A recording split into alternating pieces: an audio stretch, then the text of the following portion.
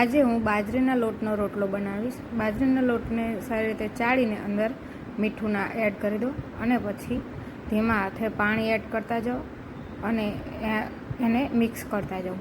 સારી રીતે આપણે ધીમું થોડું પાણી નાખતું જવાનું અને તે હળવા હાથે એને મસળતું જવાનું। સારી રીતે લોટ બાંધી લેવાનો છે, નહીં રોટલીનો નહીં ભાખરીનો, એવો મીડિયમ એવો લોટ બાંધવાનો છે। સારી રીતે ચીકાશ પકડે એવો લોટ બાંધવાનો છે।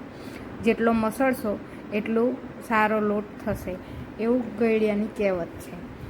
લોટને સારી રીતે બાંધ્યા પછી એને ગોળ બોલ બનાવીને સારી રીતે હળવા હાથે ટીપી લેવાનો।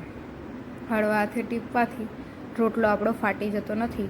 જો આપણાને એવું લાગે કે ફાટે છે તો ત્યાં થોડું પાણીવાળો હાથ કરીને ત્યાં સરખી રીતે મિક્સ કરી લેવાનો, એટલે એ રોટલો ફાટશે નહીં। હળવા હાથે ટીપાઈ જાય પછી તેને સારી રીતે હળવા હાથે એને તાવડીમાં એડ કરી દેવાનું। આમ તો ગેસના રોટલા કરતાં ચૂલાના રોટલા સારા હોય છે, પણ અત્યારે સિટીમાં રહેતા આપણે ગેસના રોટલા જ ખાવા પડે છે। નકર દેશી ખાણું છે ગેસ ચૂલાના રોટલા। બંને સાઈડ પલટીને આપણે સારી રીતે એવો શેકી લેવાનો રોટલો। સારી રીતે રોટલો શેકાઈ જાય પછી આપણો રોટલો તૈયાર છે પીરસવા માટે। આ રોટલાને આપણે અથાણા સાથે, લીલા મરચાં સાથે ખાઈ શકીએ છીએ।